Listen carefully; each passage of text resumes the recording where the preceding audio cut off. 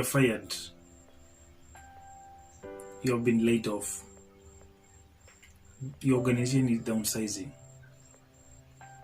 So today I'm going to discuss what steps you need to take in case you're experiencing any of those terms or you have been terminated. So my name is Robinson. So kindly subscribe to this channel if you have not subscribed, and give a thumbs up so that I can stay motivated, so that I keep on posting new things and the one that can really help you to learn. So today I'm going to look at some of the steps that you can take to make sure that you bounce back after being laid off or terminated, or the organization is downsizing and probably you're the people that have been chosen to exit the organization. So I'm going to share with you some of the steps that you can take so that again you bounce back either to another employment or to something better that you can be able to do, and you continue being happy. So here are some of the steps that you can take. So first of all, the fact is there that you're among the people that are going to be laid off. So you have to give yourself some time to grieve over that loss of a job. So it's always good to give yourself some time, especially that fact of processing what you have been informed about, so that the emotional aspect, you have to accept that fact. So by you accepting, you need time to process that. Then you also need to look at the action positively, so that probably in any layoff there are those notices period that you have to be given. So it's only until the time that you stay positive that the point you can remain productive in your current role. Mostly in most organizations they give up to 3 months notice in case they want to lay off some staffs. So at that moment I need you to always stay positive. So it's only at the time that you're positive that's when you can continue being productive. So that means that if you don't remain productive, it means that you exit the organization earlier than expected. Then also something that is also very important, you also need to manage your finances. I know this is a time that is a bit challenges. You can be able to make wrong decisions, especially with the little saving that you already had. So it's always important that you manage your finances well, so that you don't rush in making decisions that actually will not work best for you. Remember, the time that you lose your job and the time that you get a job, it's always unknown. So it's also very important that you manage your finances in a better way, so that at the end of the day you can be able to, the saving can be able to sustain you for a longer period of time. Then you also need to approach your support system. I know you have friends, you have colleagues, you have family members that are a bit close to you.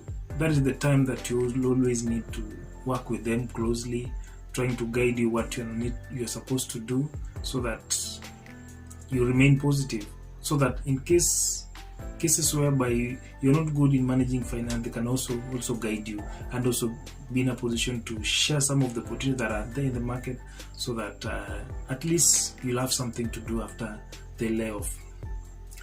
Then the most obvious also, you also need to prepare the answers.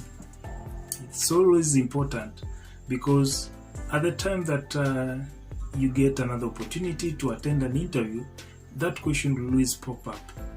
What made you be laid off? So that's the point that you have to prepare a good answer, so that in case that question comes up, you can be in a position to answer it in a better way, so that you can be able to secure the new opportunity. Then you also need to make sure that you increase your visibility in the job portals. So make sure that again you update your CV, look at those advertising websites, trying to subscribe in those sites, so that any relevant positions that are vacant, you can be able to receive some alerts. Then also the most important thing, also you also need to take care of yourself. Remember, this time is a bit stressful, so you need to get some exercise or some activity that help your body to take care of yourself. Then you also need to look at you identify your core skills. So remember, skills, especially the soft skills, are the one that can actually help you to land to a new job. Nowadays, people are no longer consider qualification as much as soft. Soft is given more priority. So make sure that you identify some of your skills that you need to do. Then you also need to be open to diverse employment opportunities. Remember, because of your skills, because of your abilities, you can be able to do other duties that can actually help you to grow. Especially after losing a job, it means that you have to look for any other opportunity that you can be able to do as you're waiting for what you have been positioned to specialize on. Then also the most important thing that you also need to look at is always be creative. Remember, the world is moving very fast because of technology, so you have to take the responsibility of being creative, just making sure that you think outside the box. So that is the point that you can be able to get any other opportunities.